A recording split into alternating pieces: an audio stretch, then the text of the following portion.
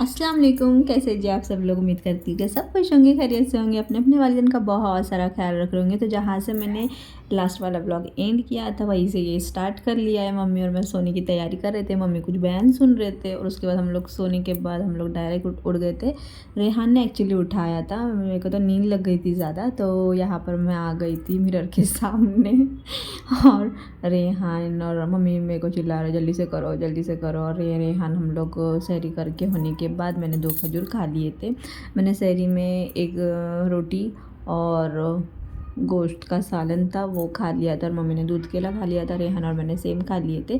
उसके बाद में मम्मी दीदी से बातें कर रहे थे और यहाँ पर अज़ान हो रही थी। माशाल्लाह इतना सुकून लगता है फजर के टाइम की अज़ान पे। और उसके बाद नमाज़ों पढ़कर मैं सो रही थी। ये कुछ 6:15 बजे का कुछ टाइम था, यहाँ से मैं सो गई थी। अब लगा है जुम्मा, तो यहाँ पर मैं और मम्मी सो रहे थे। अब डायरेक्ट हम लोग उठ गए थे 12:45 बजे। इतनी अच्छी नींद लगी थी। और मम्मी यहाँ पर मेरे उठने से पहले तो मम्मी तो अपनी नमाज़ें भी स्टार्ट कर दिए थे। जुम्मा का पहला जुम्मा आप सबको बहुत बहुत बहुत मुबारक। तो यहाँ पर मम्मी स्टार्ट कर रहे थे और उसके बाद में मैंने अपनी नमाज़ स्टार्ट कर ली।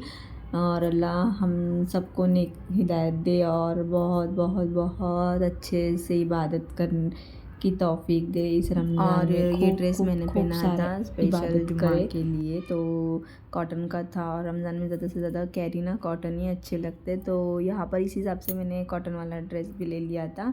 अल्हम्दुलिल्लाह नमाज हो गई थी, तस्बीयत हो गई थी जुम्मा की और बहुत ज़्यादा माशाल्लाह माशाल्लाह बहुत ज़्यादा अच्छा लग रहा था। और उसके बाद मैं आ गई थी बालकनी में।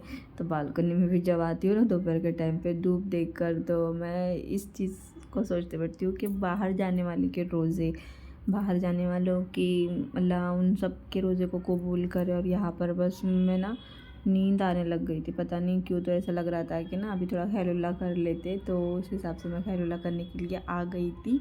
खैरुल्लाह करने की नीयत से तो आ गई थी, लेकिन ना अचानक से ऐसी नींद आ गई कि मैं डायरेक्ट असर की नमाज़ के टाइम पे उठ रही हूँ। और फिर इफ्तारी में क्या बनाना है मम्मी बोले, मैं बोले अभी जो है वो बनाते।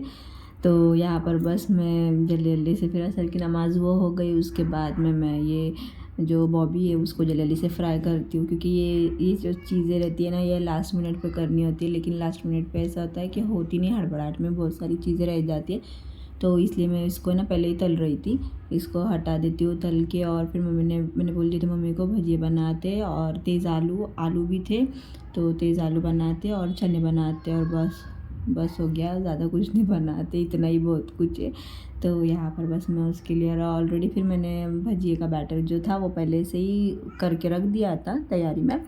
फिर डायरेक्ट फ्राई इफ्तारी अगर जल्दी से इफ्तारी की जो भी प्रिपरेशन है वो जल्दी से हो जाए ना सब बनाकर, तो इफ्तारी के वक्त में ना दुआ के लिए ज़्यादा से ज़्यादा टाइम मिलता है। इसलिए मैं ऐसे सोचती हूँ कि जल्दी से जल्दी ना ये इफ्तारी में जो भी चीज़ें बनने वाली है वो फटाफट से करके हटा लो। उसके बाद दुआ के लिए स्पेशल टाइम देना चाहिए, तो इसलिए हम लोग जल्दी से 15 मिनट पहले ये बैठ जाते और खुद से दुआ करने लगते। जो मांगते ना जब इफ्तारी के टाइम पर हम बैठ के दुआ मांगते, वो दुआ बहुत ज़्यादा जल्दी ना कबूल होती है। तो मैं ज़्यादा बिलीव करती हूँ उस चीज़ों में। और दुआ होती है, कोई भी टाइम पे मांगो, अल्लाह तो हर दिल के इरादों को अल्लाह जानता है, हर चीज़ हर नीयत को हमारे। तो बस दुआ, और जो इफ्तारी का वक्त रहता है उस टाइम पे बहुत शिद्दत से दुआ मांगनी चाहिए। और फ़िलिस्तीन के मुसलमानों के लिए भी हम सबको दुआ करनी चाहिए। तो आप सब भी उन सबको दुआ में याद रखना, हमको भी याद रखना।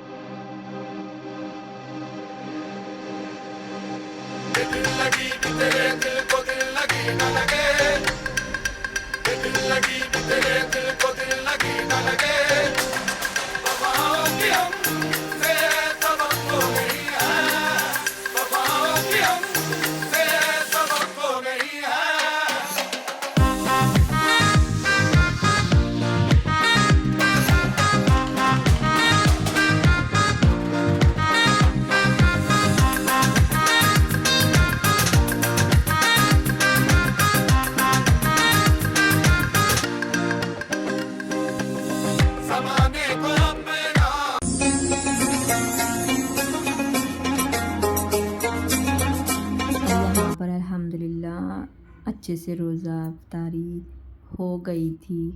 और बहुत बहुत बहुत शुक्र है अल्लाह का कि अल्लाह ने इतनी सारी नियामतों से नवाजा है। और यहाँ पर फिर इफ़्तार के टाइम पे मगरिब की नमाज़ के बाद ये तो कंपलसरी होना ही होना है, इफ़्तार के बाद वाली चाय। ये जब चाय पी के जो सुकून आता है ना, मेरे को तो इफ़्तारी में भी इतना सुकून नहीं आता है जब तक चाय नहीं आती है। और चाय लवर समझ सकते हैं इस फीलिंग्स को। तो यहाँ पर और ये भी मलाई मार के मैंने चाय ली हूँ। मेरे को तो बहुत ज़्यादा पसंद है मलाई वो सब चीज़ें, तो मैंने ज़्यादा ज़्यादा ली और मम्मी मेरे को देख रहे यार के लिए मलाई नहीं रखी क्या। तो यहाँ पर मैं क्या करने लग गई थी, ये मम्मी ने ना बॉबी और आलू ना तेज़ आलू उठा के रख दिए थे और ये रात के बज रहे थे कुछ 11। तो इफ्तार के बाद तो कुछ खाना वाना तो नहीं खाते, तो फिर उसके बाद में क्या हो गया था, थोड़ी सी भूख लग रही थी, तो ये बची हुई इफ्तारी मैं खाने लग गई थी।